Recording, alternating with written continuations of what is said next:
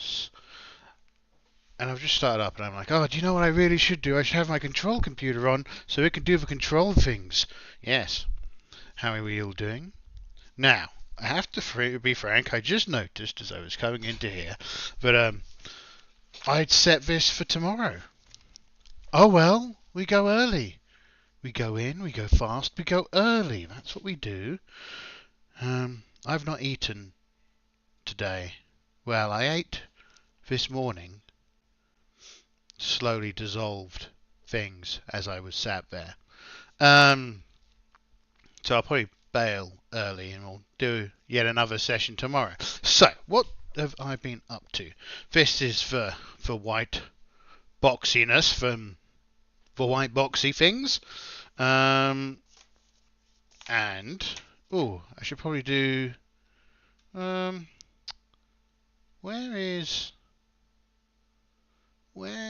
is chat? Chat, where is it? Where is it hiding? Scene.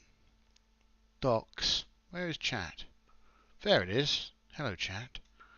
Not that there's going to be much chatting, but you know, given that I've started off a day early and all the rest of it, but you know, cool. Tops of the bananas to you. I am still playing around with how to set the thing up. Yes. So, yeah. I got some new toys. Namely, let me just go out here and get them. We've got my new toys, not those. The Dungenerator cards. I don't know how I feel about them. I played around them a bit the other day, and very interesting. Play around them a bit some more today, and we'll see how that goes. So basically the cards, you go, okay, right, well there's the dungeon room, and here's the next card, and here's the, well, it should go that way around. This little arrow should point at the previous room, right, like so. And then like so, right? And then like so, right? Off you go. Interestingly, yeah, like so, right? And that probably seems like it must like go down or under or something, and so you'd go like that, right? You get it. It's simple enough. And yes, there are 2 packs of, and they're all double-sided, but really just on the other side it's just dead ends. So that's the thing. There are kind of 4 kinds of cards. So these doors mean entranceways. On the other side they've got stairs, so you can go up and down. There are treasure cards and secret passages. So we will use that in combination with our old table. I just cut my nails the other day. Right, this table that's got some food on it, because I am a disgusting slime. Right, so 1 to 2, the room's empty. It might have treasure. 3, the room has a trap or a trick. It might have treasure. 4 to 5, it's a monster. 6, it's a special room. I did say keyed. Whatever. And the door will be a version of locked, closed, trapped, yada yada yada. Now, last time I wasn't entirely happy with the combat rules. Mostly floating around for hit dice, right? That's the thing that I thought kind of didn't work the most. Anyway, so off the back of that, I saw this dude, Chaoclypse, like chaos and apocalypse, right? Chaoclypse, something like that. And he made this Chaos Reigns. Oh, right, by Chaoclypse. There he is. And these I thought were kind of cool. They interest me. So he does a lot of solo stuff. So I shall be liberally stealing from him, I expect. But as you know, my biggest bugbear is the armor class. The combination of the idea of the ability to hit a target and the ability to penetrate that armor being combined into a single number, right? So, it has some interesting ideas around weapon types. So there are light, medium, and heavy weapons. Light weapons, you roll 2d6 damage and take the lowest. Medium weapons, you roll 1d6.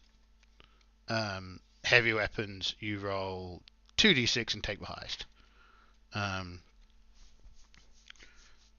And so they got this from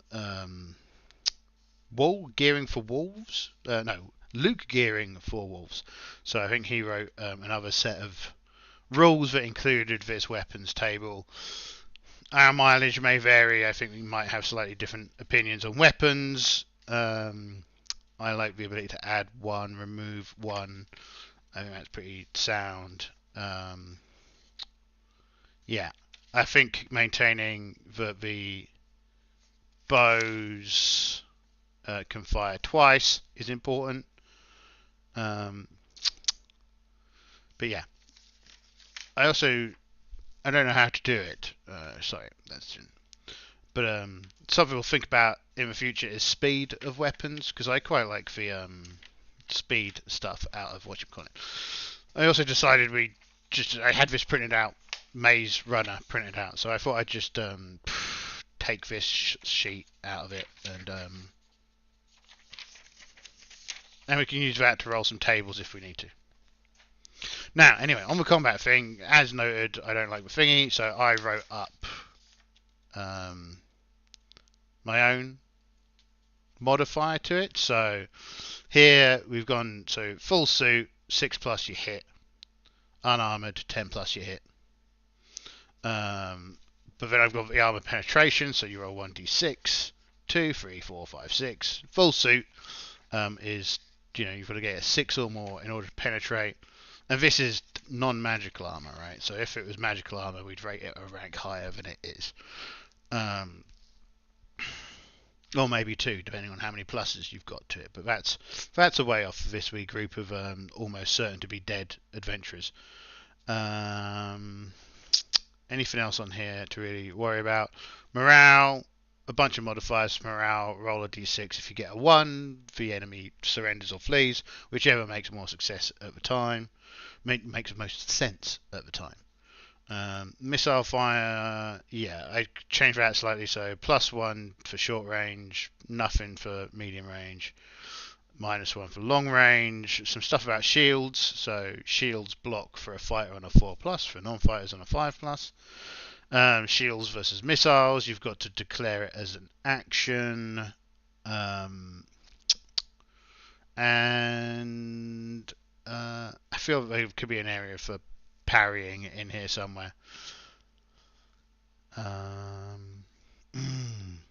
So one of the things they had in here that I'm going to try is this multiple attack rule. So when you hit the enemy,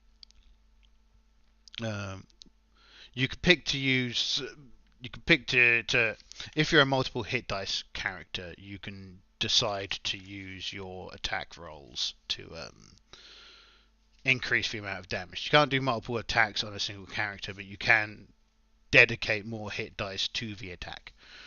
As to monsters, I don't know if I'm going to give monsters multiple attacks based off of their hit dice. I think I'll just use the rules for the number of attacks that monsters have and just have the hit dice for their hit points. Right, so that's that. That's some rambling about combat systems.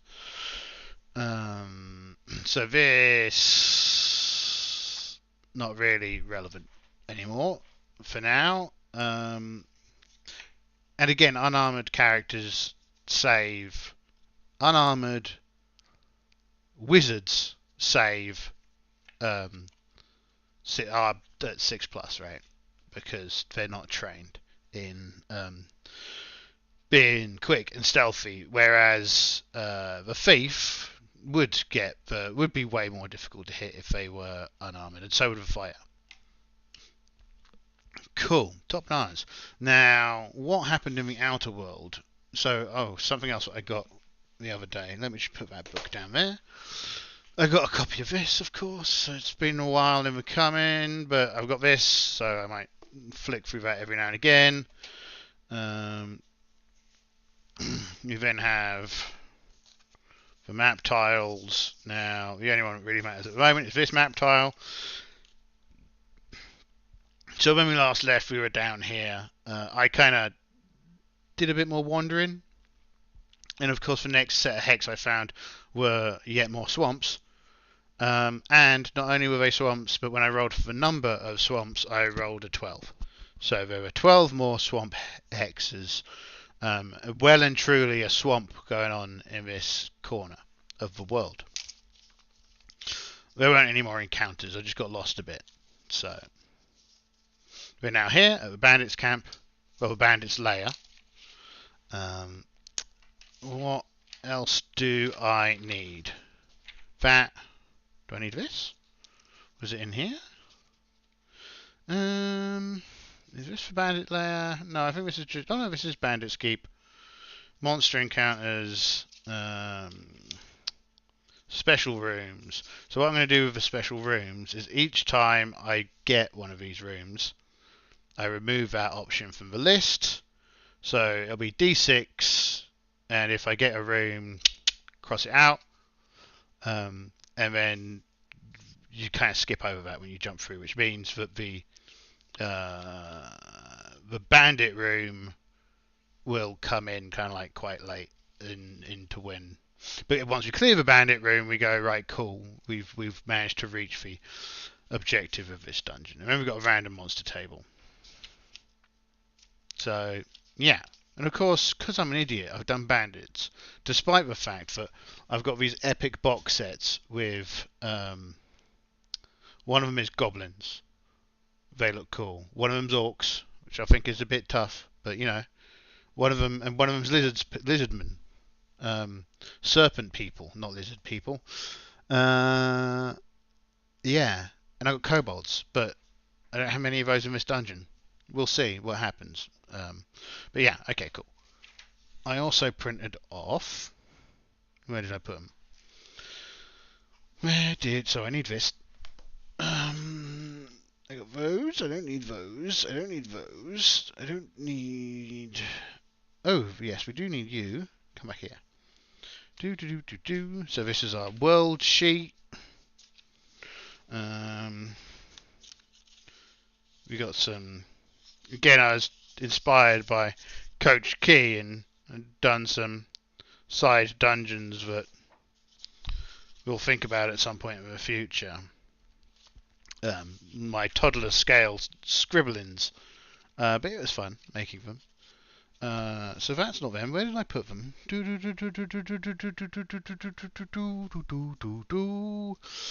Oh, that's where the strategized book was. I was looking for this earlier, but I couldn't find it.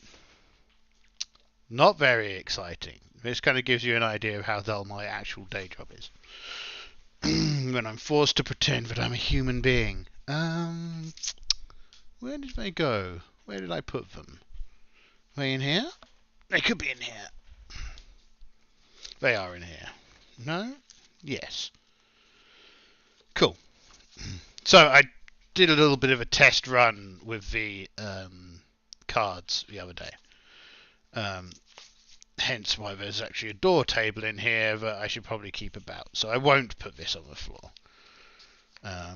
Because there is a locked door and I wanted to figure out how hard it was going to be to knock through it. So I made a table. So I also printed out with these wee guys. Dungeon crawl worksheets. I don't know if I'll use them. I feel like it should be a bit more dense, right? Because this is just apparently for one room. This is a lot of stuff for a single room. And I was going to sit down and draw a version of this, and I probably still will. which is more dense, so that we can have multiple rooms on the same sheet and track it all at once. But hey ho, we are where we are. I'm getting toasty, getting warm. It's all this excitement. It's been so long since I've done a proper strem. Let's take that off. Let's get back here. Cool. So the party, if we recall, which we don't, because it's been ages. 1, 2, 3, 4. No, there should be a fifth. Where's the fifth gone? There we are. 1, 2, 3, 4, 5. We've got Brandy Buckwine, who is a halfling thief. We've got Gold Chops, who is a dwarf fighter. We have got Lelarian, who is a magic elf. Looks like a dwarf, not a dwarf. But because for some reason these wee plastic ones don't have a human female carrying a blunt weapon. So this is Carla the Smith. What's she rocking as a weapon? I should really have the weapons on the front pages. This is something that I should definitely do. I was also looking at same guys. Not in fact, I don't think it's Chaoclypse. I think it's yeah, another one of the ones what I watch. Who has a small sheet.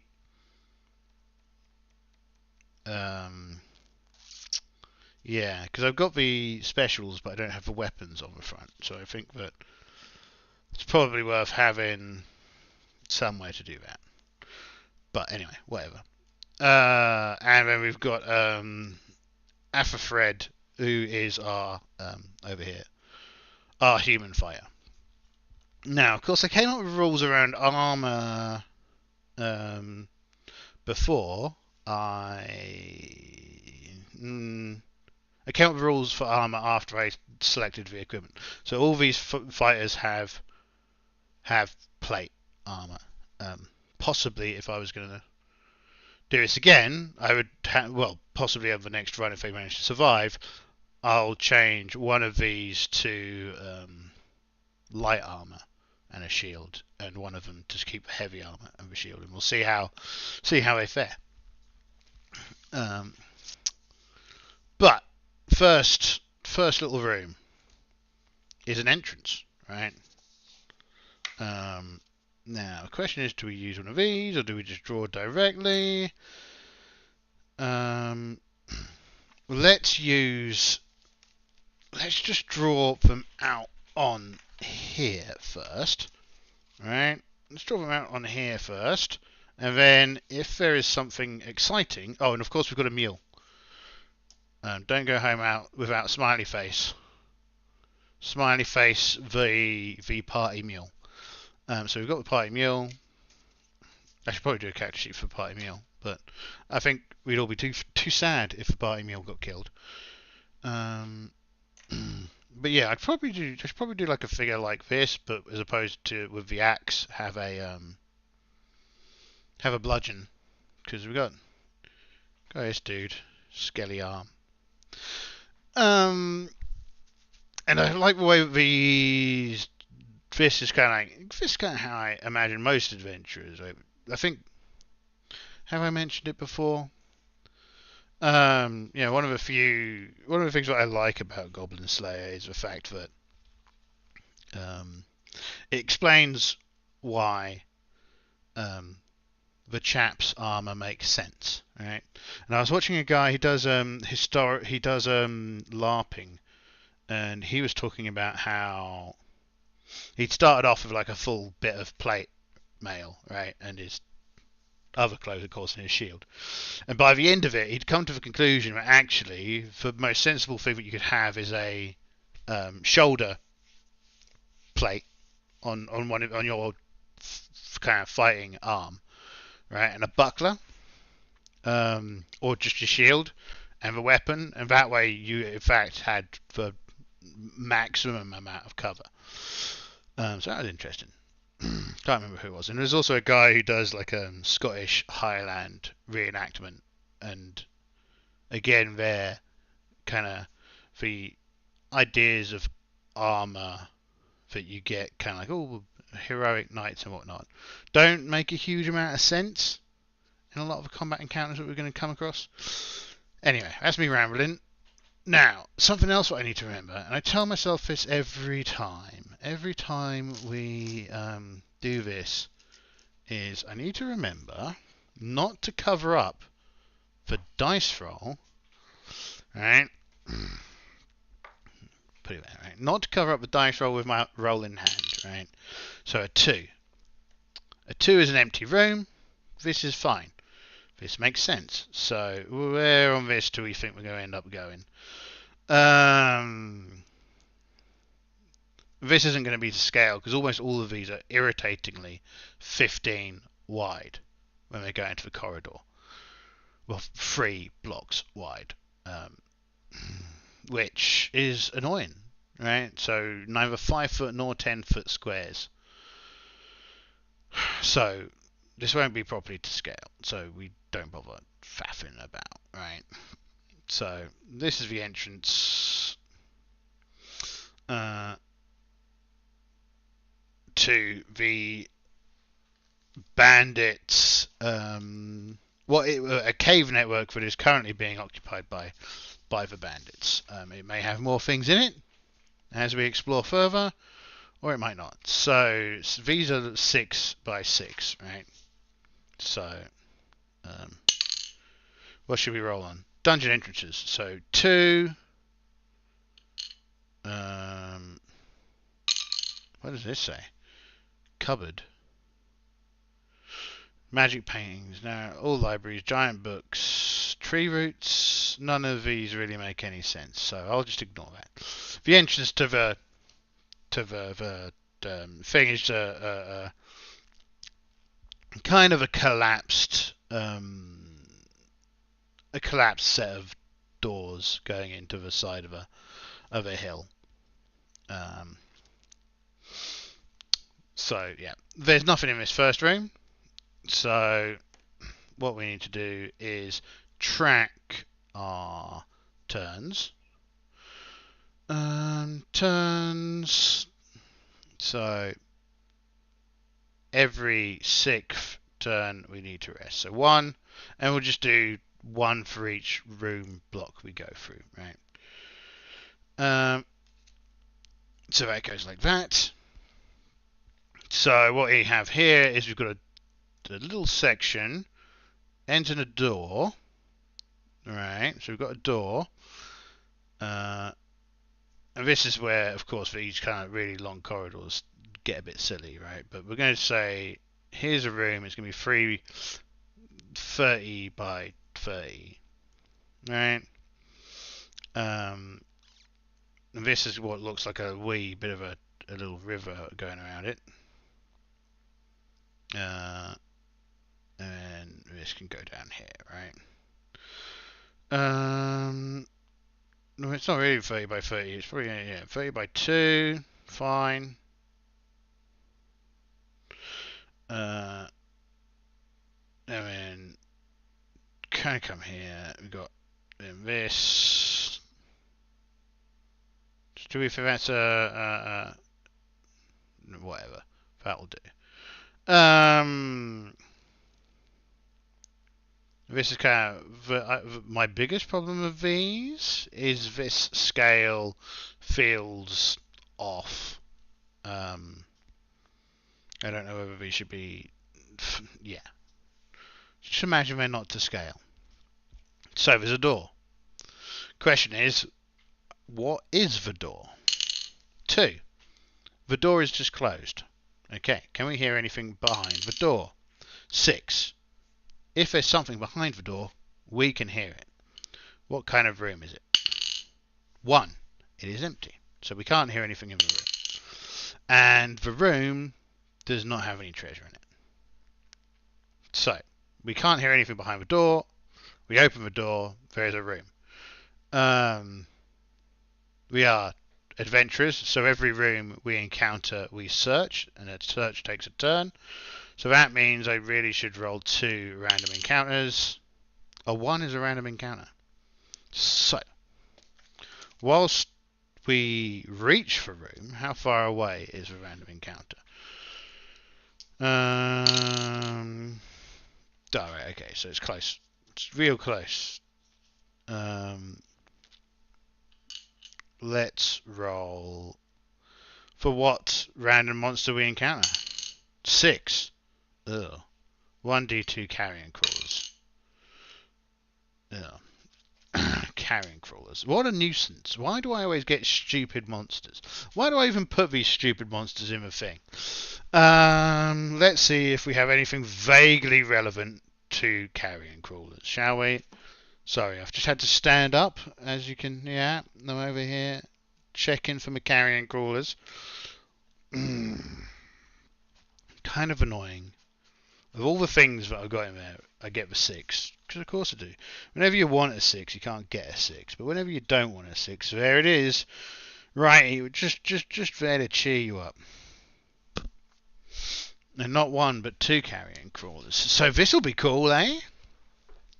So, they're saying that those are 5-foot squares. Right. We don't need these at the moment.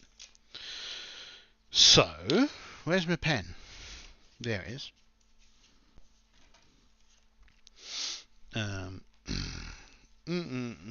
So we're going to need... Yeah. Here is the entrance. The door is closed, right? Because doors always close. Now what we are going to do is we're going to go roll on any chance anyone hears them. Well, we've got a elf who has keen hearing, so on a 4+, they hear. It's a 1, they don't hear anything. Okay, so we're going to be caught by some element of surprise. So this comes around, goes down, goes down. Remember, there's kind of this. This in turn comes along here, comes down. We'll probably say it comes down to about here.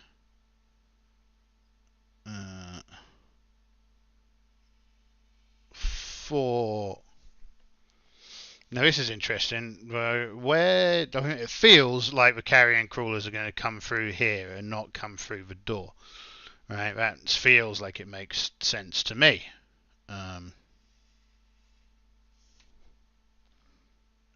Yeah.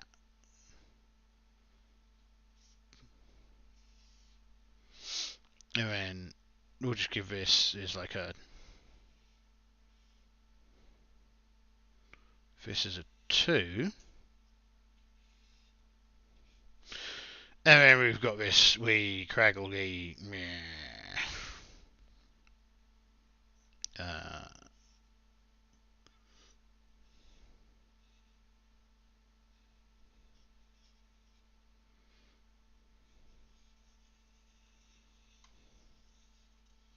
Like so. Probably more like so. There's a door here. Okay, cool.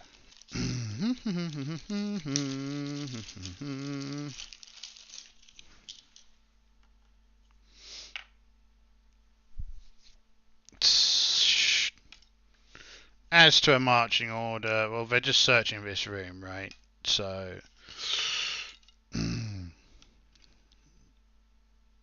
something like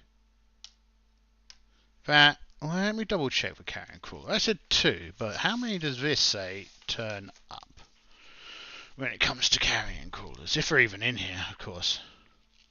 I just picked carrion crawlers because oh dear. Carrion crawlers don't exist at this point in time. How vaguely irritating. See, someone's out going, but there aren't carrion crawlers in, or in the olden times. And I was like, I would be like, oh, you're correct. This is what I get for not bothering to read the books whilst I make things up. No, no. Well, don't worry. I am perfectly capable of rolling over here and getting a book that does have carrion crawlers in it, because, let us be frank, there's not really a huge amount of difference between these two games.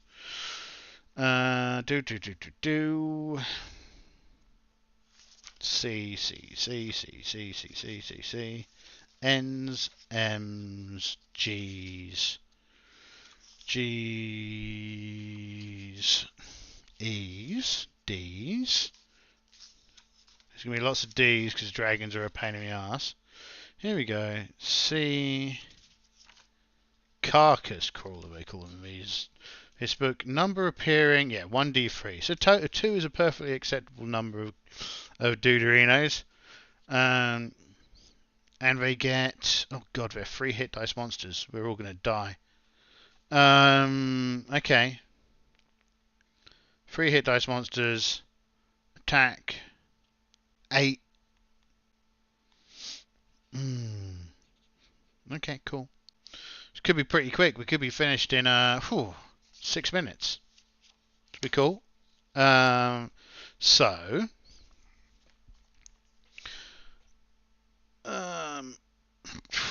the room is uninteresting. The carrion crawlers are the problem. Alright, so they're going to come crawling out of here. Roll d6s to see if we're surprised. So we weren't, aware enough to get the drop on them. Oh, I only need to roll 1. No, we're not surprised. Okay. Rubbers, where's my favourite d6? Where's my favourite d6? It's hiding. Well, this party's doomed if we can't find the right d6, aren't we? Is it over here? No.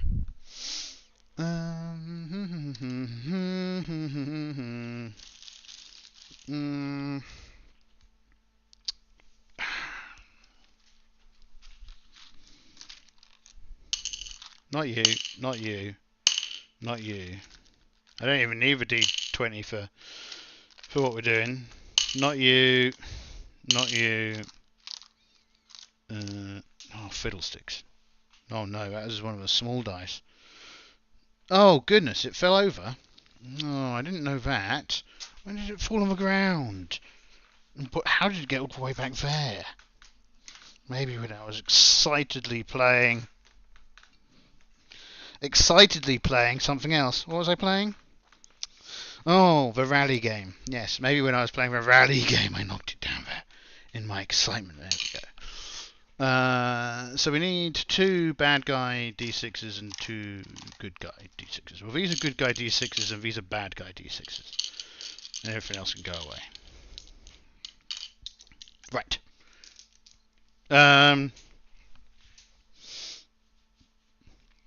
This is actually one of those rare moments where the bad guy's only having as many actions as they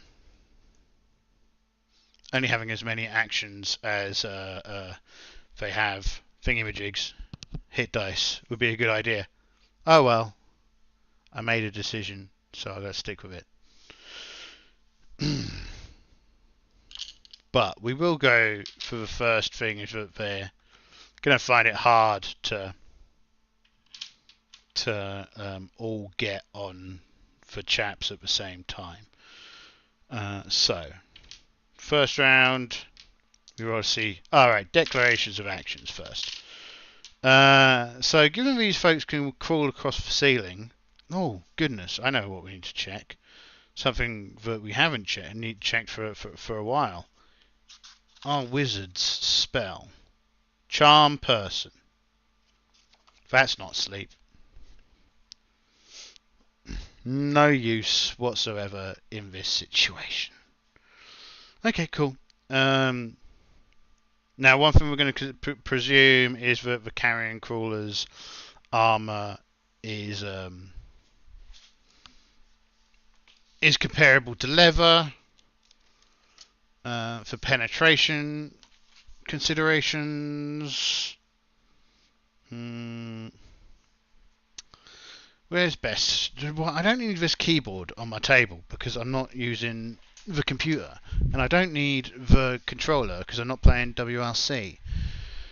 That's freed up some room. And I don't need down. No, I do kind of need the mice. The mice I kind of need. Cool. Right. Put those there.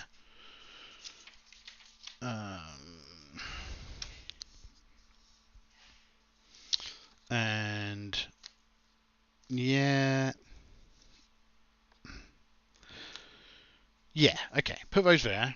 I don't think I need these dungeon crawl sheets for where they are. I think I need to... because otherwise that's an awful lot of redrawing the same stuff over and over. My other computer sounds like it's going to launch into space. 1 second. Don't launch into space. Wakey wakey. No, it's last Christmas's Guru. We remember those times. Was it last Christmas or the Christmas before's Guru? Goodness, there's a question. There is a very legitimate question. Cool. Yeah, I can watch my own things now over there and be lonely together. So I'm not going to worry about these for now. I'm going to make something like this, which is just a bit more compact. Maybe. No, I do have a lot of these. So let's at the very least use the tracker. So carrion crawler times 2, and they've got 3 plus 1s hit dice. So one of them has 5, 7, 8 hit points.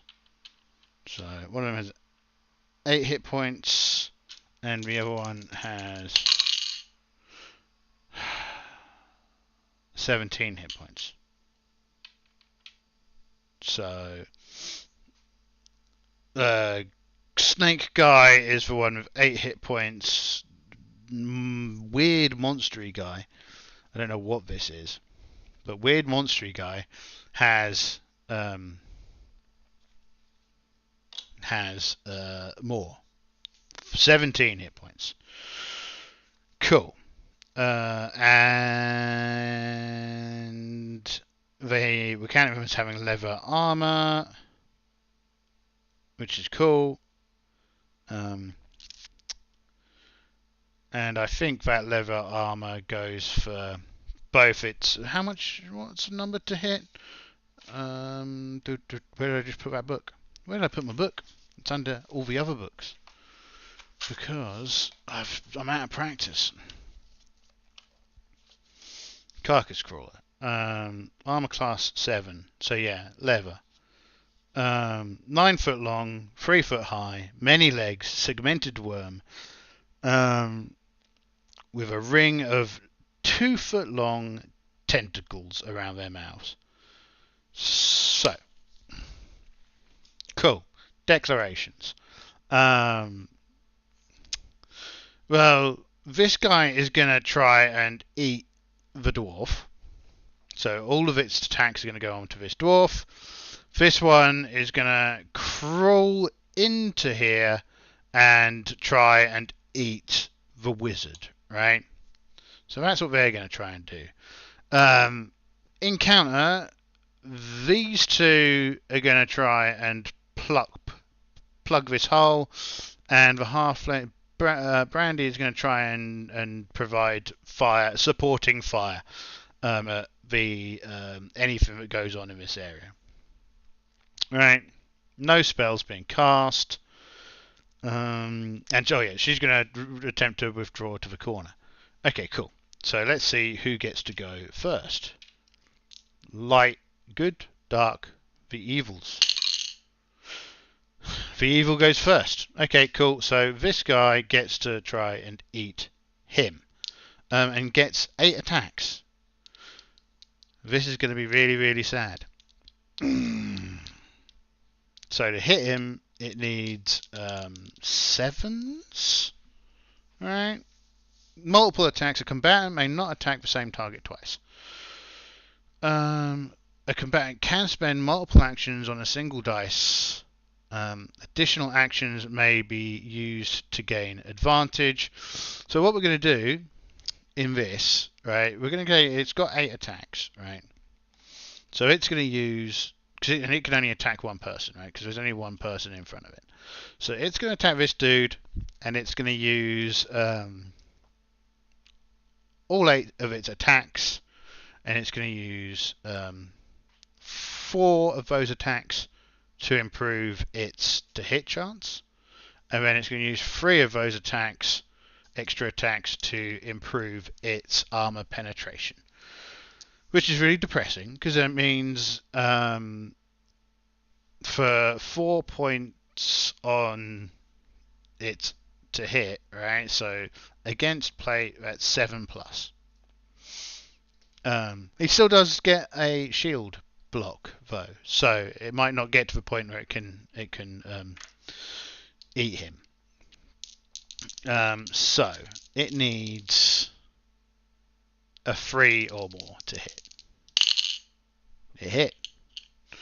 Now he's a fighter, so he needs a 4 to 6 to block. He blocks. Okay, so it doesn't kill him this turn. This one, hey, let me double check something. Where's that order? See, I've done this wrong already. Both sides declare actions are resolved and full movement is solved first. Okay, so I think this is then what this looks like, right?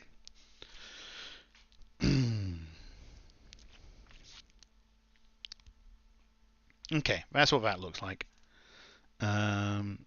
So that's attacked the fighter. This one is going to attack for well, this one can attack 3 people. Well, it can either go here and attack 2 people, or it can go here and attack 1 person. But I did say it was going to come over here and attack her, so that's what it's going to do. Now, again, because she is a wizard, so she's not trained, so to hit her, again, it's going to spend 4 points. In fact, it may as well spend 5 points getting through, get on with the hit. So it can't, just as long as it doesn't roll a double 1. So it doesn't roll a double 1. As long as it doesn't roll a 1, it'll hit her. Rolls a 6, so that's not a 1. And then roll for paralysis, right? So because she is a magic user, her saving roll is 15 plus. Has she got any? No, plus 2 save against magic. And she's not immune to paralysis, so just go. Can't. Oh goodness, I've moved this over here. A 1 is not higher than 15, so she is paralyzed. So that's movement, and I've just done melee attacks, but I'm not supposed to have done melee attacks, am I? I am supposed to do missile, fire, and magic first. So she is going to shoot at that. She gets to shoot twice. It's in short range. So she's on +1 to her roll. It's got the equivalent of leather, which means in order to hit, she needs a 9 or above. First attack, miss. Second attack, 8. +1, that's a hit. So she's hit it. It doesn't have a shield. So she needs to roll. I could have put all this on one table, couldn't I? She needs to roll 3 or above to damage. Please. She does damage. This is a second hit, right? So she does d6 damage. 6. Bang. So the big boy takes 6 points of damage. So the big boy is down to 11 hit points. Still an awful lot of hit points. Now, he managed to survive that. How long is she unconscious? How long is she paralyzed for? A number of turns, I presume. 2d4 turns, yeah. I'll roll that after the combat's over. So she shot that. That was good. These three are going to attack this. It's already attacked him. So, and it still stuns. Oh no! Well, yeah, and it still stuns her because, of course, it's fine. So, this one is going to attack that. Needs 9s and above because she's the cleric and she doesn't have any bonuses.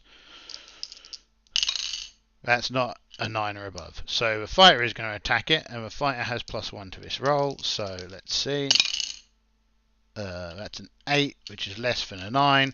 So he doesn't manage to hit it. And the last one, 6, 7. That doesn't hit.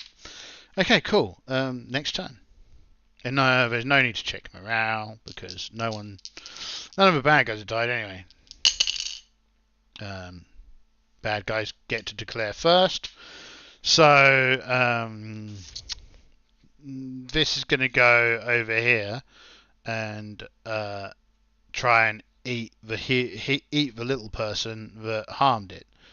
Now she's small and that's big, so I presume it's at -1 to hit. But she's also in melee now, so she can't use a bow anymore. Irritating. And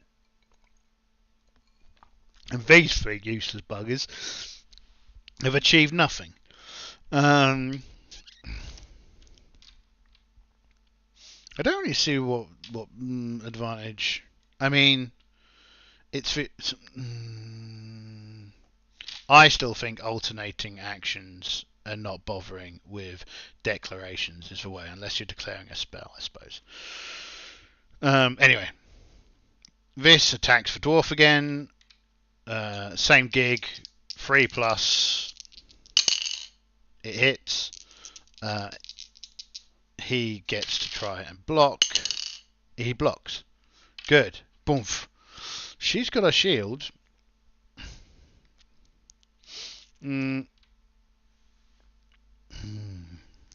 So that's a start. It's going to attack her. Now, to hit her, she is leather armor, so she's 9+. It's going to use 6 of its attacks to reduce that to 3+, and then it's going to use 1 of its attacks to reduce the armor penetration roll. Whew, 3. It hits. Oh no, it's at -1 because she's little and it's big. It misses. That's what you get for buggering around with a halfling. Don't mess with the hobbits. Don't mess with the hobbits. Well, that's pleasing. And he blocked with his shield. All coming up useless boys. So the cleric is going to attack with an 8 against a 9. That's a miss. The dwarf. That's a miss. The fighter. This is also a miss. They've all missed. Oh, and the cleric. Not the cleric, the halfling. So that's a miss. I think. Halfling? Little person? No, there you are, little person. Saves versus paralysis. No, that's for cleric. Gold chops. Lot of issues.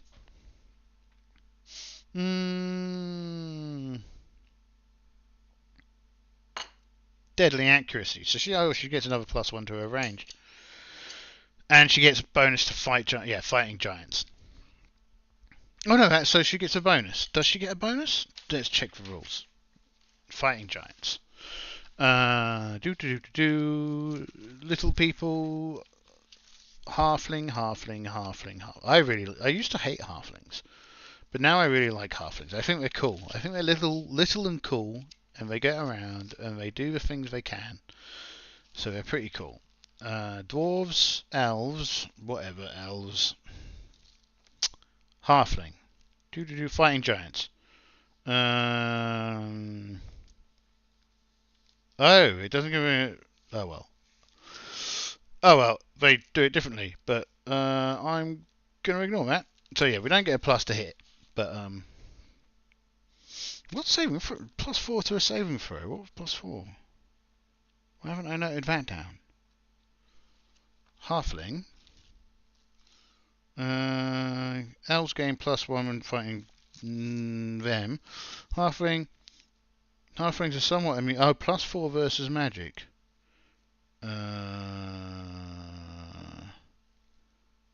Okay. I've got +2 to saving throws there, but it's actually +4 to saving throws. Cool.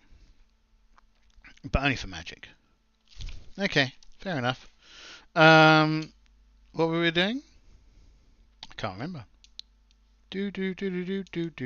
No, so she missed. She just gets a plus. So I'm just going to give her a +1, a -1 to get in hit, not a bonus to hit. Did everyone miss? Yes, everybody missed. Okay, next turn. Oh, party goes first. I think it's we're into a kind of static situation. Well, are we? No, I think all these three are going to try and kill this one, and she is going to hold off. Is she? Or is she going to run away? I mean, she's going first. So, maybe. No, they're not going behind these guys, and that'll be bad. So, I think the movement, he is going to come over here to help her. And then. Oh, they can actually split its attacks. Okay. Anyway, we're going to attack first. So. Actually, yeah, because we're going to attack first. She's going to get out of the way. He's going to go in and start fighting it in the melee, and then she's going to shoot across at it. Nice. This makes a lot more sense. Their movement, well, I think this will stay here and fight this, and this will stay here and fight them. They don't really have any reason to run away yet, because they've already got one tasty morsel laying down over here, which is going to be delicious for them later on. Om nom nom nom nom nom. So missile first. So she's going to shoot. She needs 7s or above. Misses. So I should roll the correct dice. So she misses her range attacks. Melee. 8. It's not high enough. Not high enough. Not high enough. Oh dear. Cool. So then, it's going to split its attack. Try and get through these shields, right? So it's going to spend attack on here and spend 3 points reducing the target number. Attack over here and spend 3 points reducing the target number, and 2 attacks, right? 6, 8. That's 8 attack points. So on her first, it needs a 4 or above. 7 minus 3 is 4. Yeah, 4 or above. It hits. On the plus side, yeah, I'd love to have got that roll earlier. That would have been nice. This is because I'm using the wrong dice, you see. They're the good dice. So it hits her. You need to roll a 5 or... Oh, wait. First of all, she needs to try and block. So 5 or above, she doesn't block. Then it needs to try and penetrate her armor. It doesn't penetrate her armor. This guy. Right, roll these dice. Ah, there you go. 6. No. 6 is above 4. It hits. He's going to try and block. He blocks with astounding capability. And this one is going to use all of its points on him. So it hits. Does he block? He blocks. Good. Not that I'm biased in this situation, but I am. Monsters go first. But they're kind of locked into this pattern. So she's going to shoot the monster. 6 is a miss. 7 is a miss. And again, it's going to attack her. It hits. Of course it does. Anyway. She blocks. It's going to hit him. It hits. He fails to block. So it needs a 5 or a 6 to penetrate. He doesn't penetrate his armor. Good. This guy's going to get smacked. It gets through the thingy. Do we block? He blocks. Okay. Please just hit. Just hit. This is getting embarrassing. 7, that's a miss. 7, that's a miss. 6, that's a miss. Okay, they all missed. Okay, next round.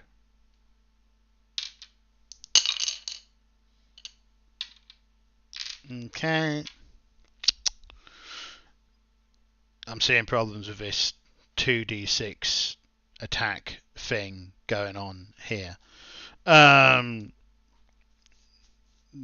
chap was going, oh, it's exciting when you just miss. And it's not exciting when I just miss. It's just annoying.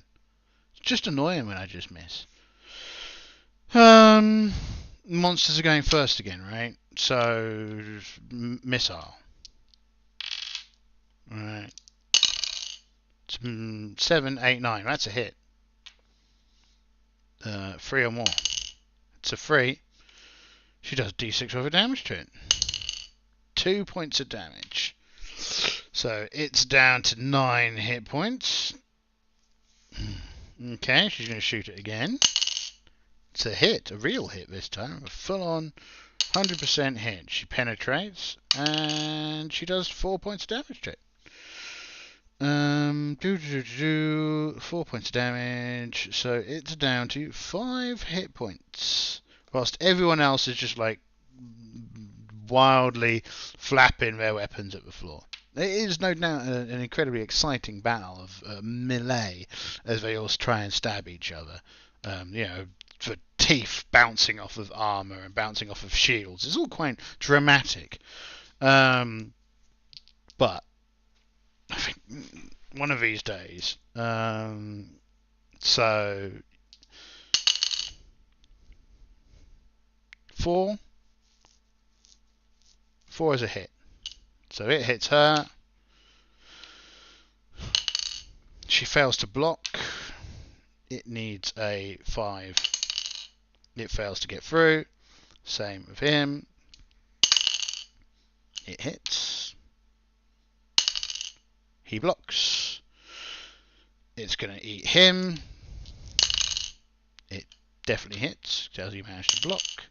He fails to block. I think with this, it only needs a 3 or above to 2 or above to get through, because he is against one which is only fighting him, and we'll have the mule over here. So he needs to make a saving throw. He is human, so he doesn't get any bonuses. So he needs to roll a 14 or above. Boom, he gets it. Not today. Not today, Carrion Eater. Not today. Right, that's top of the bananas. Let's do our attacks, right? Come on. Now, mathematically, we've got to be getting into the point where you've got to start hitting something. Clearly not. Definitely not. Nope. Lots of 7s. I'm getting really nice kind of even distribution here of 7s. I've rolled a lot of 7s.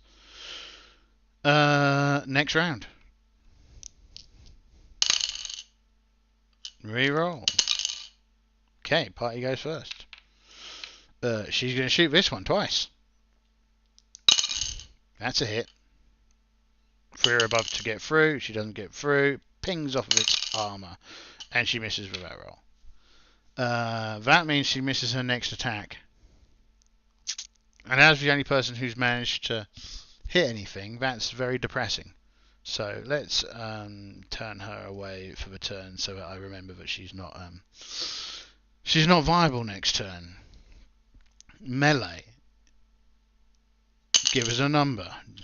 That's not a good number. Give us a number. That's also useless. Give us a number. That's a hit. +1 because he's got a strength of numbers. So that means that's a 9. So he's hit.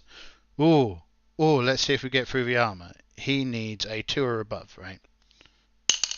He gets through the armor. What weapon does he have? He's probably got a hand axe, because I like hand axes, because you can cut through doors. Yeah, he's got a hand axe. Cool. This says that a hand axe is light, which I don't like the sound of, but it's in the new rules that I've picked up and decided to try and use. So 3 points of damage, 4 points of damage because it's +1. So that's dead. I mean, technically it's not dead. It would be on 1 hit point, but as everyone knows, sod 1 hit point monsters. Well, that's amazing. Congratulations. Claps all round. Hooray! You've managed to kill a carrion crawler. But now this one's going to try and eat these two. He's trying to eat her first. It gets through the... it manages to make an attack roll. She fails to do her blocking roll. It needs a 5 or a 6. It doesn't. It's going to eat him. 4 or above. It gets above 4. He's going to try and block. He blocks. Good lad. Next round. Players go first, because if I do accidentally roll, the pink is always the player party. I'm sure you've noticed. Cool. Now, because the party goes first, it doesn't... it says morale is checked if required at the end. So if we look at our numbers towards the back here, it'll retreat on a 3 or more. 1. So this is going to try and retreat in its movement, which it can, because movement is done before melee. So it runs the hell away.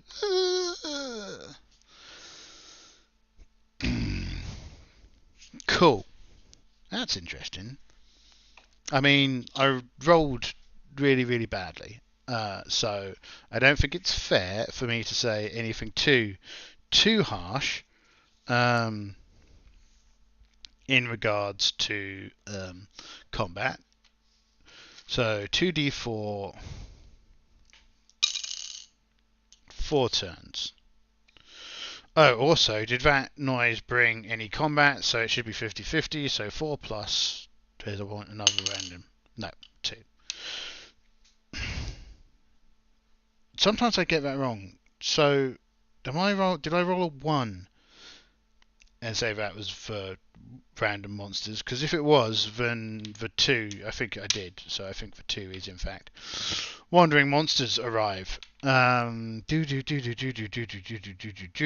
turn has passed. Here it is. So that put us on to turn 5. We need a rest, but we have a fight. So roll the dice. Where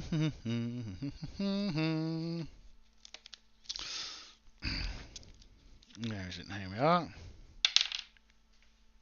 It's a 1. 2d4 servants.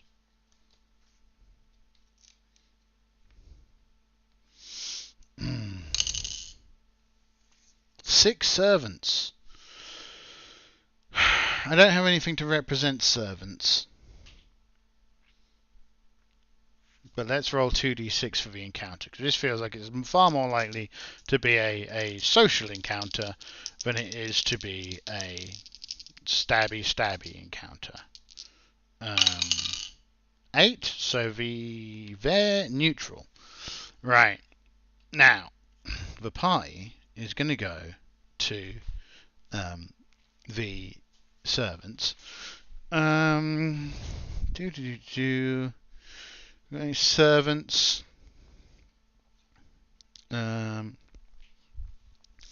Let's use some wee guys. So we're not really armed, and we're not very.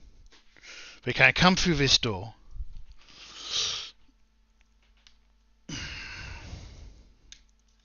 They kind of have the image of that scene in Monty Python and the Holy Grail, where they're Amor Doma Doma and I, where they clonk themselves with the block of wood. They're human as well, so they're not we stabby people. Cool. Well, we're going to turn around and go, oh, well, hello. I mean, we look like bandits, as something I noted before.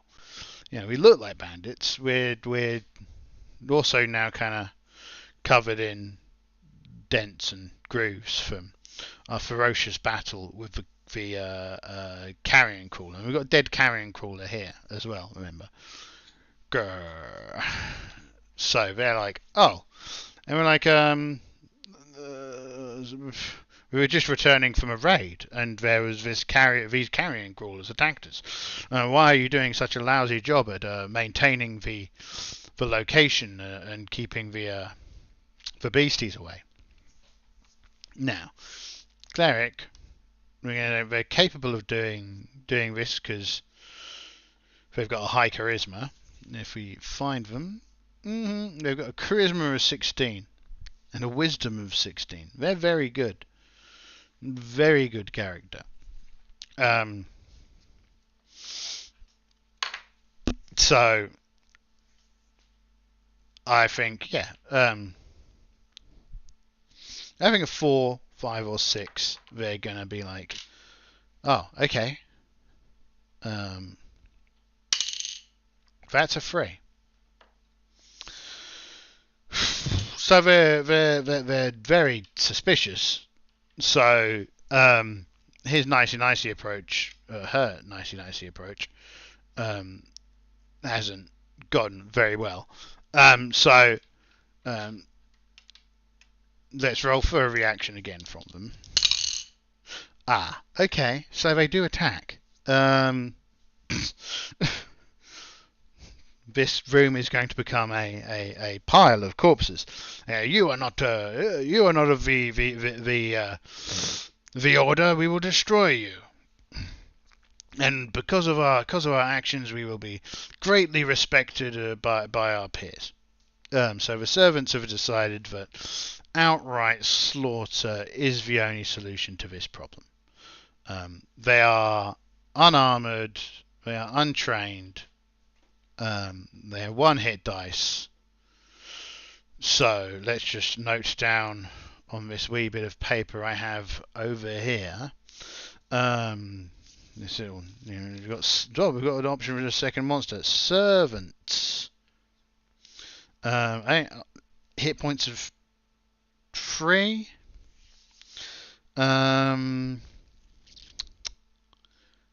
The wizard is still asleep, as is to be expected for the foreseeable future. And there is a body of a carrion here, so that's kind of blocking the way.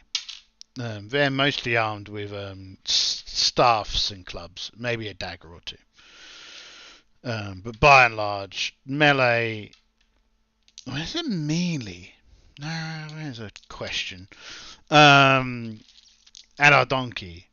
But let's see who gets to go first. The party does. Well, I mean, the party is better trained. So the party is going to move around the body and through here, and they're going to single body team people. And she's back in the fight, right? In fact, she's going to go around. So 30-ish foot, right? 1, 2, 3, 4, 5, 6, 7, 8, 9, 10. That's not how it works. That's not how 30 foot works. 5, 10, 15, 20, 25, 30. Right, cool. Top bananas. This is going to be exciting. Their movement, they're just going to try and crowd into here to prove their point. So melee, and they're all at -1 again because I think that they're not combat trained. So in order to hit, we need to get 6+. So the cleric misses, clearly feeling sorry for them. The fighter hits, thank goodness. They don't have shields, so the fighter hits. This one can have a shield. Maybe we'll give these three. No, this there. The two that have shields on them actually do have shields. So, but this one doesn't, which is the one that fighter's fighting. So he doesn't have a shield, so he can't block, and he's got no armor. So unarmored. Damage on a 2+. That's a 3. So we do 1d6, 2d6, pick the lowest dice +1. 3. 3 points of damage is done, so you are dead. We should probably appoint a leader out of V6. So 1, 2, 3, 4, 5, 6. 5. 1, 2, 3, 4, 5.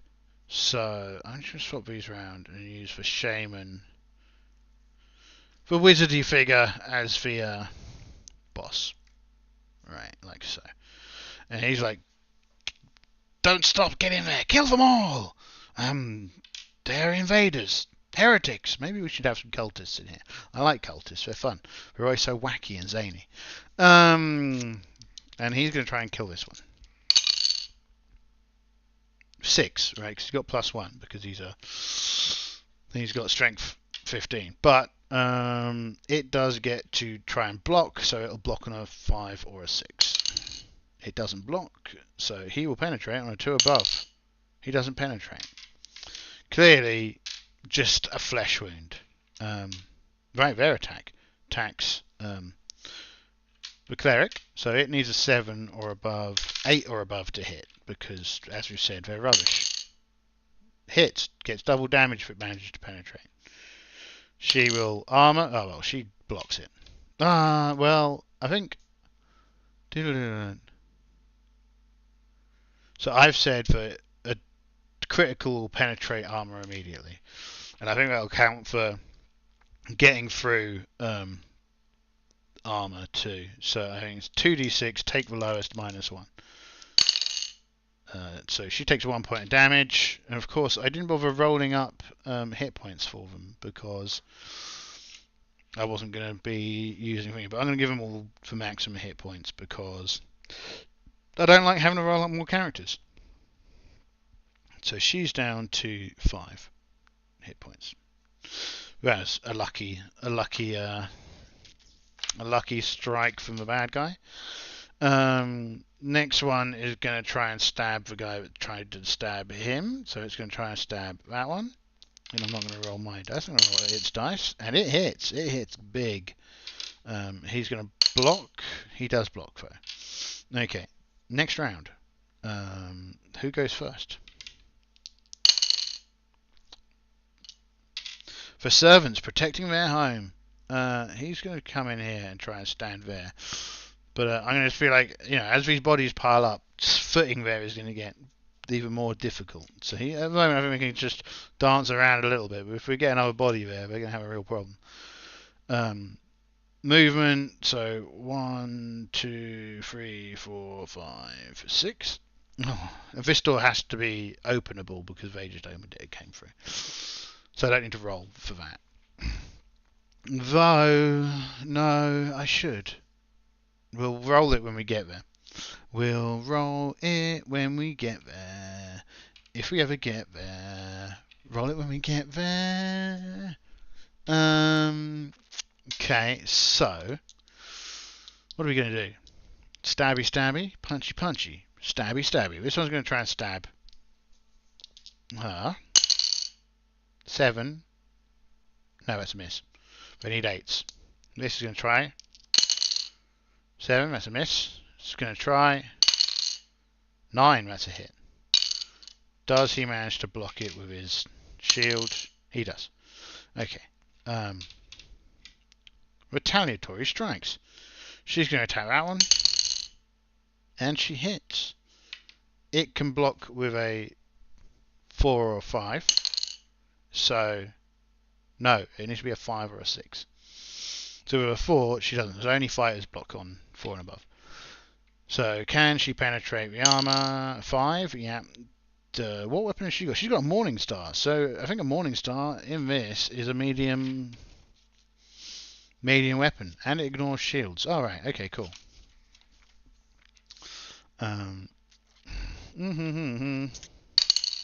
She does 4 points of damage. Right, kills this guy. This one stabs that one. Go on, Gold Chops, you can do it. Gold Chops hits it. Can it block? It cannot block. Gold Chops stabs it a lot. Well, no, Gold Chops has to get through the armor. It rolls a 1. Doesn't get through the cloth. And the last one, Matey Boy, hits. That one's got a shield, so it blocks. Okay. So far, they've still got over half their force, and the leader's not dead. So we go another round.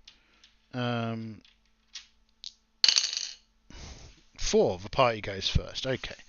So now 1, 2, 3, 4.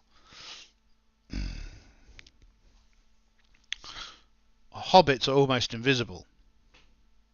Did you know that? And she'll get +2 to her melee attack from back there. So, what's going to happen here is that they're going to focus on this one, and he's going to focus on that one. Now, he was going to move forward, but he's suddenly discovered himself ill-disposed. He can rush forward, right? But she can go in here as it moves forward. Offering her the opportunity to stab him in the back. So she needs so -2 to +2 for stealthy, backstabby. She got a dex bonus. Almost certainly. Brandy, yes. So she's got a dex bonus. So I'm going to give that to her as a bonus as well. So she needs, just don't roll a double 1. There you go. So she doesn't roll a double 1, and she's going to stab them in the back. So just double check. Thief. Thief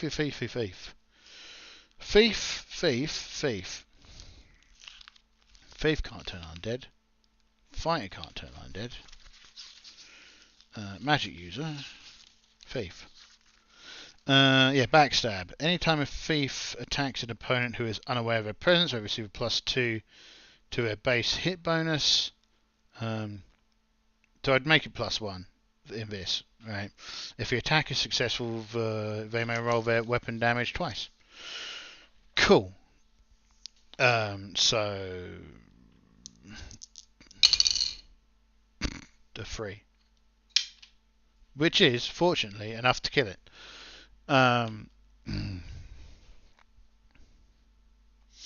No, I think if I was using these rules, that would be a 1 and then a 1, so it would have been a 2. No. Just no. Sometimes we just say no. Just say no. Okay, right. So this one is going to melee that one. Athelfred, he hits. Does it block? Doesn't block. Does he penetrate? He penetrates. He's never done this quite so well since he left the last Greek bath behind. And he had 5 points of damage. That's dead. I know, I decided to reverse my order. So this one's going to attack them. 5 is a miss. This one's going to attack them. That's a hit. It's got no shield, so it's straight onto the penetration. She fails to penetrate. This one is going to try and stab him.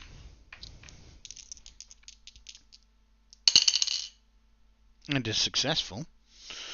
Block. He fails to block, so it needs a 6 to penetrate. Penetrates. So 2 dice, take the lowest, -1. So a 2. Dwarf takes 2 points of damage. This is depressing. Gold chops, you're useless. Does gold chops have a con? No, just 7 hit points. So they're down to 5 hit points. Okay, cool. Top bananas. This one is going to attack the cleric. It misses. Okay. Gold chops is useless in every way, shape, or form. Has Gold chops done anything yet? I don't think Gold chops has hit a single thing. Gold chops, least valuable player. Right, now these two have lost their leader. They've lost over half their number, and one of their their mates has died this turn. So they're at -3 to their roll. Yeah. So, but they get a 6. So they're well up for it. They love a bit of self-sacrifice. They do. Fanatical fervor is what these guys have, but they are moving second, which I'm going to be honest, not good for them. So we're going to say once there are 2 bodies in there, we're going to have a problem. But no, they're good. So she's going to stab this one in the back. She does. Of course, she fails to penetrate his armor.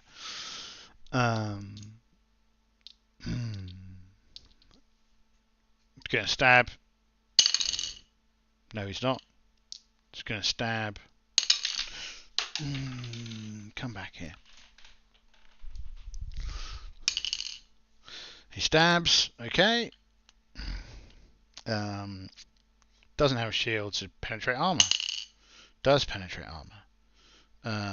He's got a hand axe, right? So 2 dice, take lowest. This is why I think 2 dice take lowest is the worst mechanic I've ever seen in my entire life. I think it's bad. I hate it. I hate everything about it. I think it's stupid. I'm not going to use it anymore. It only takes 1 point of damage. So this one's going to attack that one. It's a 10. Does it get through the armor? Yes. Oh, and she's got a real weapon. She's got a weapon class as medium, so she does 5 points of damage. So this one is dead. So, right, it gets to attack. Gold chops, because gold chops is useless. 8, that's a hit. So it's hit. Does he block? No, he doesn't. Does he get through his armor? No. Okay. He's very useless, though. The bad guy's going to roll its morale dice 4. That does it's surrenders. Okay, so the last surviving servant has surrendered. I'm sorry. It was Drauk. He just told us to kill you, and so we have tried. We're very sorry. And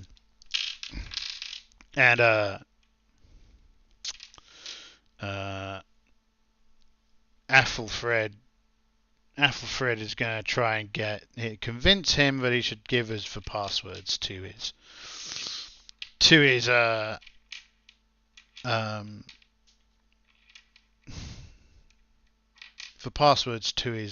base, right? Give us the passwords to get past other servants and bandits. There's one of my rolling matrices. I don't have one. Oh, I do have one. There we go. I do have one book. Let's just have a look. See. There we go.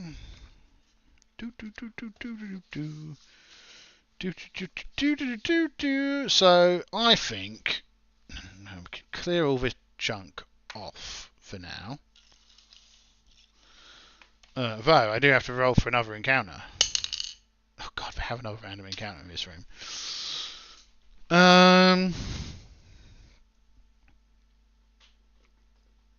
To put all those dead bodies back. So we're going to use the 5 table. I think it's very likely that the chap will give them information. So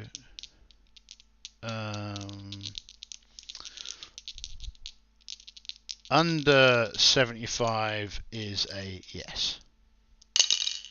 7.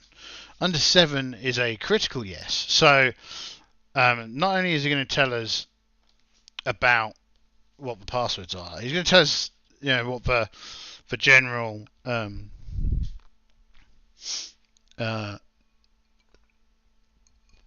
sorry, I just needed some water. What the general disposition of forces throughout the base are, that kind of thing, right? So he's been very helpful. But anyway, in this room full of corpses, dead body here. There's that other door gone. This guy. And the wizard is still unconscious. Okay, another random encounter. 2. What's number 2? 2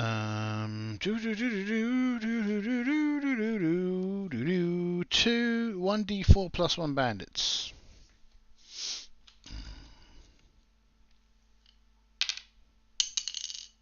3 bandits. Okay, 3 bandits. 3 bandits. Now, I'm pretty sure bandits are in here. But I think we're under men. I think we're under. It's raining them. Hallelujah, it's raining them. Men. M. The letter M. K. H. Humans. Soldier arms. No. Lichers, minotaurs, nymphs, orcs, shadows, salamanders, spiders, spectres, skeletons, trolls, unicorns, wights, wraiths. None of those are bandits. I thought it was a table. Or was I once again thinking of the other game? Lots of stuff on dragons. We like dragons. But not in this cave. Elf. Pretty elf lady. Oh, look, it's a pretty elf lady. Look, it's a pretty ghoul. We love ghouls. I think it's funny that those are some of the only pictures in here. Oh, that's quite nice. Hippogriffins, harpies, kobolds, human soldier, human berserker, human bandit. It was here. I went past this ages ago. So we have 1 hit dice, attacks as weapon.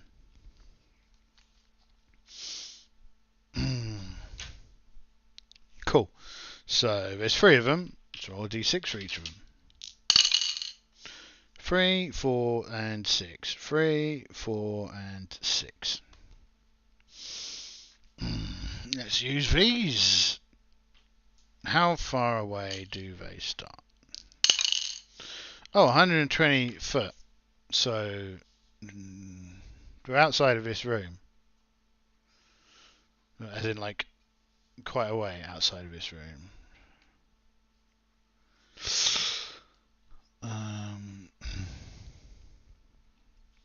They need torches, much like we need torches. 120 foot. That means it'll take them a turn to get here, so we can rest and recuperate for a turn. Do we hear them coming? No. Are we going to be surprised when they come through the door, though? No. No one is going to be surprised. They open the door. They come around this here corner, and I think we should have probably gone a bit around here.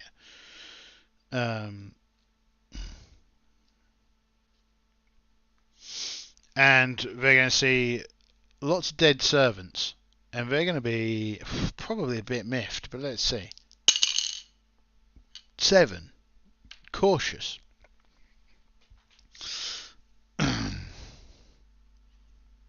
Now, we do know all the codes, but we are in a room full of dead people. So, let's ask for Matrix. What we're going to try and do is... are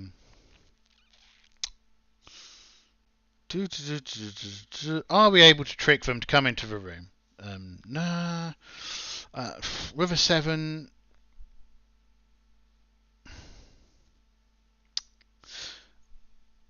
So we're not going to attack immediately. So yeah, do we manage to trick them to come into the room, right? I think we go back to our magic table. I think it's 50-50, right? Ah, sugar, I just smacked you. Sorry. 50-50... 50-50. Where did that table go? There's a one-page version of this somewhere. So 50-50, 10 to 91, and yeah, get under 50 for it to be a yes. So, do we trick them into coming into the room? 97. No.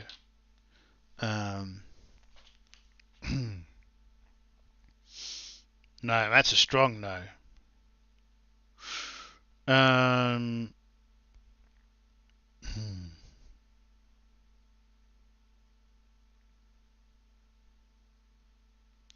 So no, and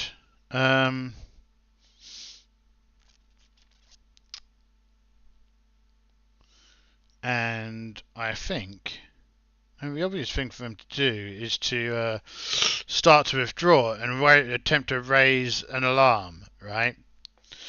So they start running back here, but she is back here, right?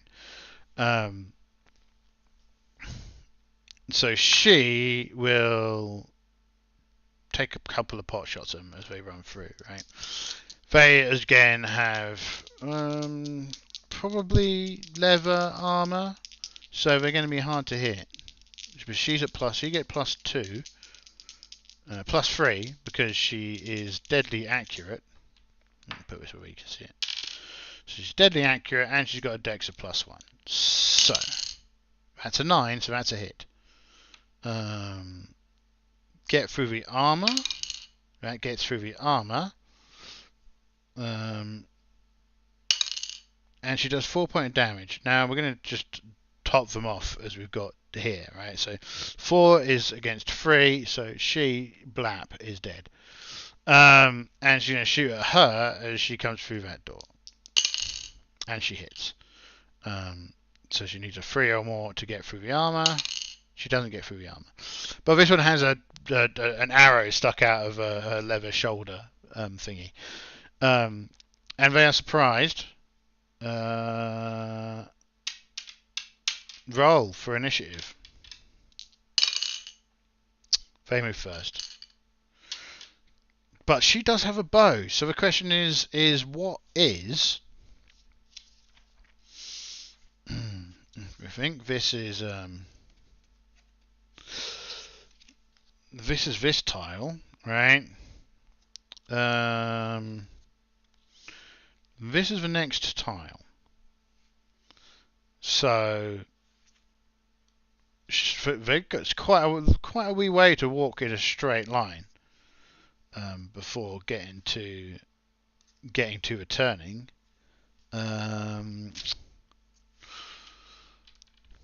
Is that what we're going to do? I suppose we should make a...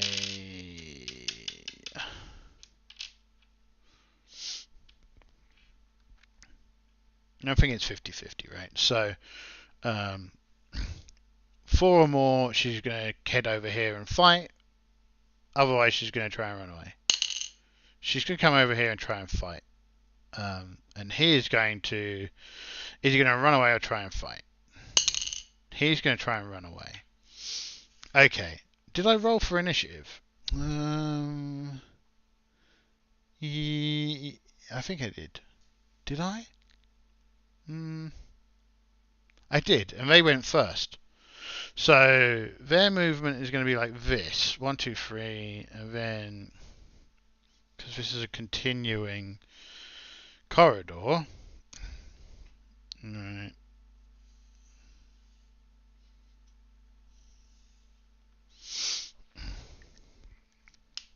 He's going to go 1, 2, 3, 4, 5, 6. Right. Now, this lot. 1, 2, 3, 4, 5, 6. I'm going to start trying to run down here.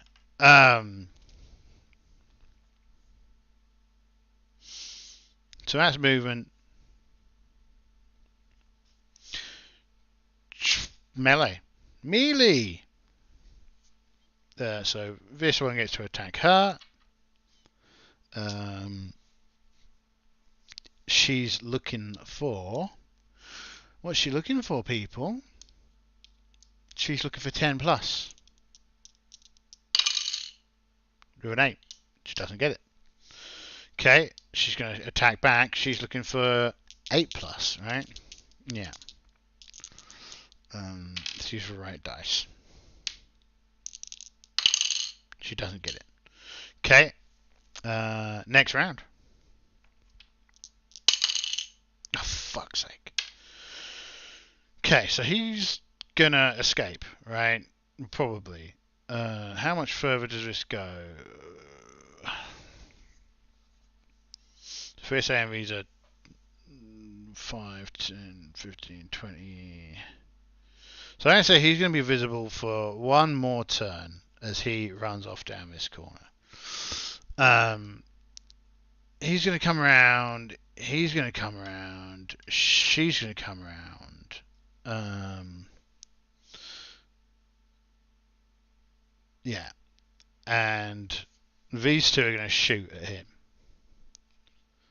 So they both have crossbows. And the range on a crossbow... I don't know what those numbers mean. I presume, because I mean, they don't shoot 5 or 15 foot. So, right. One thing is 10 foot, right. So 50 foot. He's probably out of 50 foot. No, he's probably in 50 foot. No, he probably might just be in 50 foot. Well, he just needs to be in 60 foot. This doesn't have light crossbows in it because, again, these rules aren't entirely complete for the weapon set that's in the book. I think they've got light crossbows. Yes, light crossbow. But the light crossbow only fires once. So, he's going to shoot and he's going to shoot. They need 9s to hit.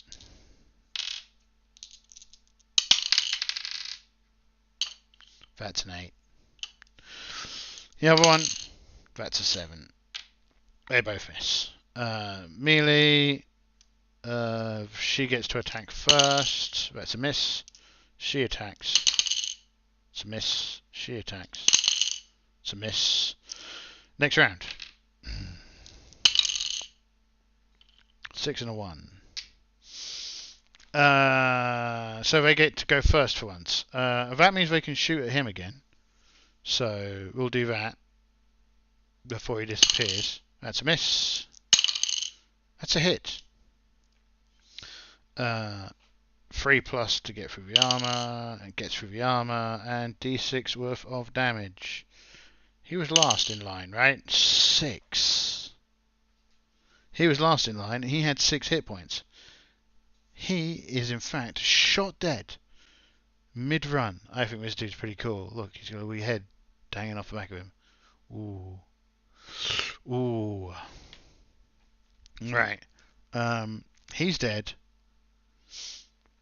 She probably hasn't noticed, right? So, party melee 9. She hits. Do we think the bandit has a shield? 50-50. Does the bandit have a shield? Of a model 50-50. The bandit has a shield. So 5 or a 6. It needs. It gets a 2. There you go. And these are, again, as noted, remember, try and not... cool. So that is a hit, right? So she's got a shield, but she's been hit. And I'm not doing the 2d6 pick for lowest anymore, because I hate it. Hate it. So it's 1d6 minus 1, because she's got a short sword. Okay. She doesn't do any damage. Well, no, she does 1 point of damage. She never did no points of damage, so she's down to 3. Warrior behind her. Not warrior, cleric. Misses. Right. Next turn. Let's see who goes first. Party goes first. Cool. So they're going to collapse in around her. And this guy's going to keep looking that way. Misses. Misses. Misses. Misses. Okay, next turn.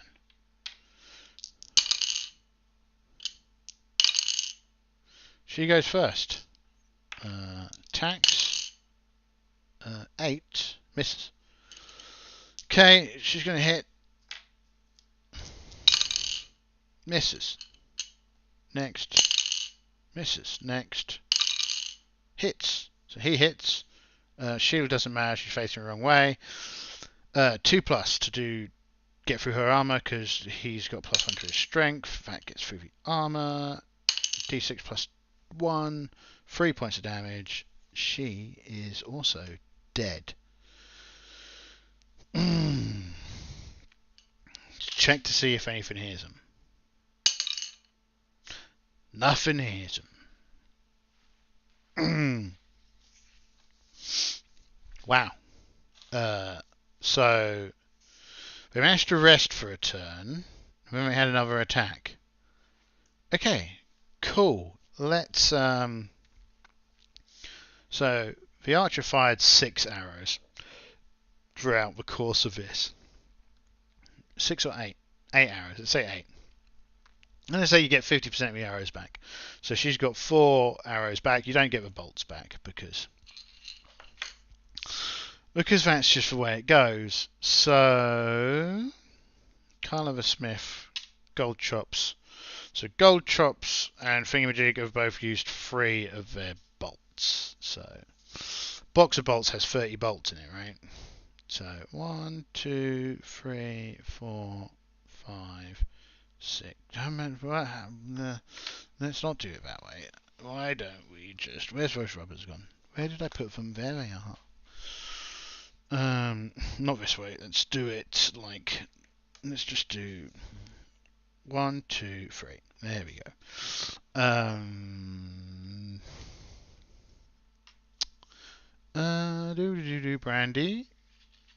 Brandy Buckwine. She's got 2 sets of arrows and she's used 4. 1, 2, 3, 4. Now, what we also have is she's used up one torch and she is now on her second torch. And someone who doesn't have a shield. The wizard, of course, has the other torch. But she is asleep. Paralyzed.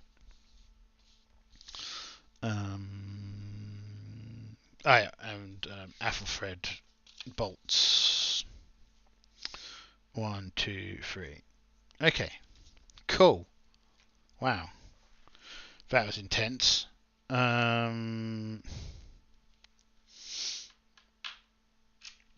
What do bandits have in their underpants?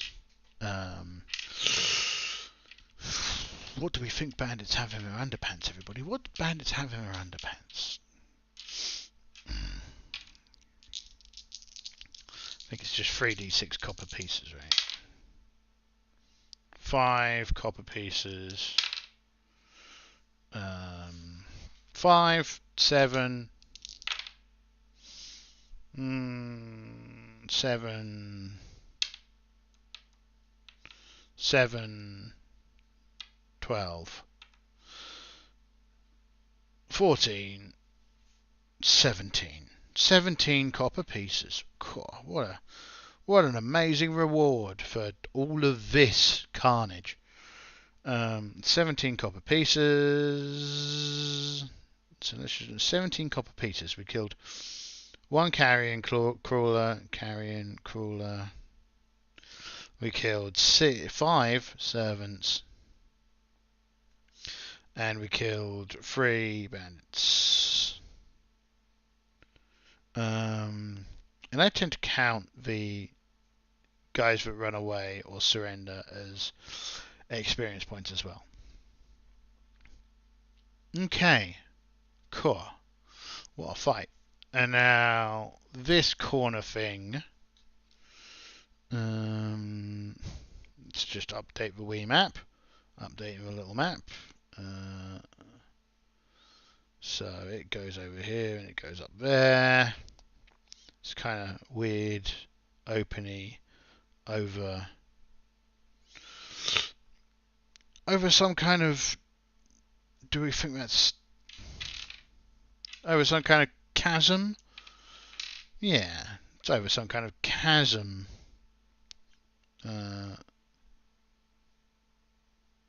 So there's like a little bridge and a little bridge, and then chasm.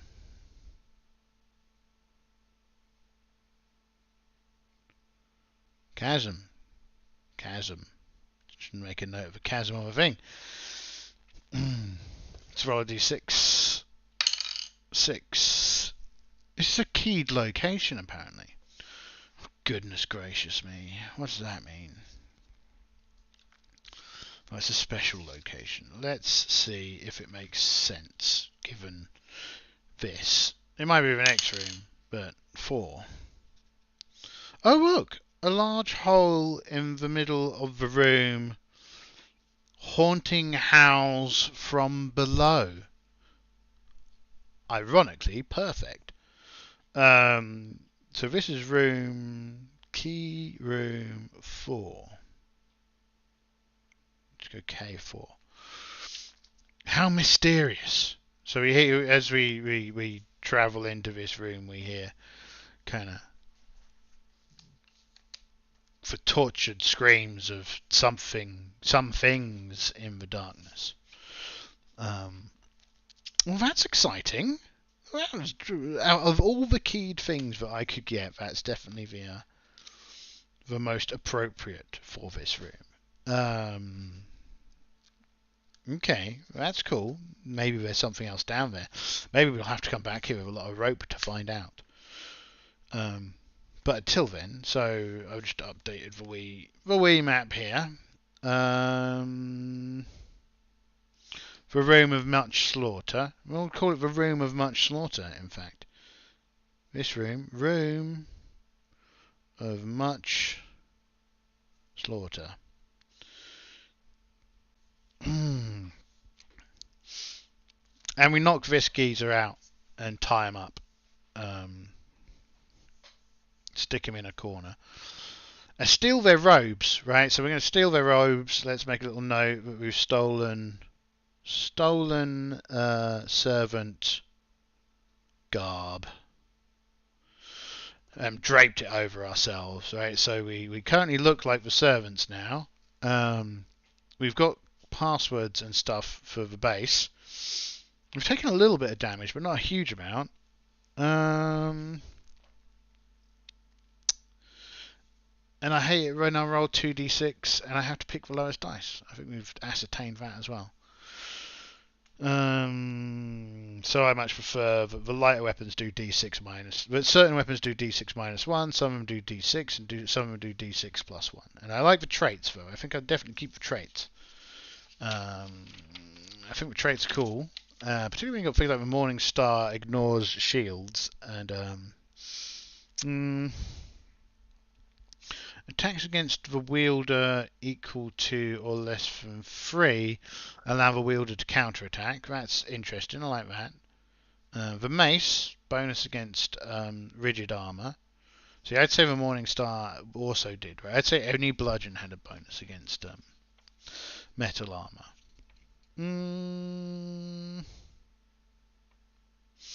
Okay, cool. Top and irons. Well, that was exciting.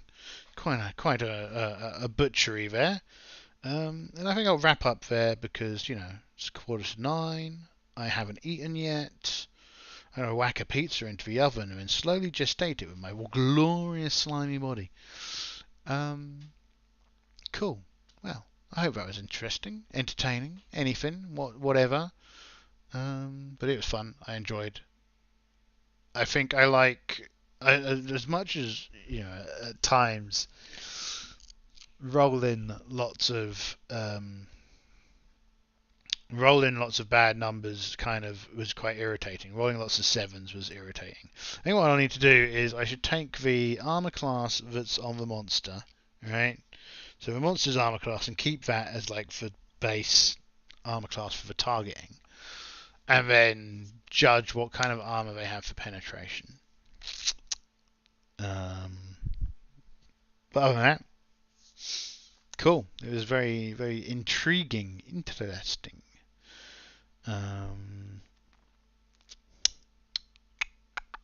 So yeah, cool. That's fun. See you again tomorrow, where we will do some more of this. Yes, cool. Bye bye.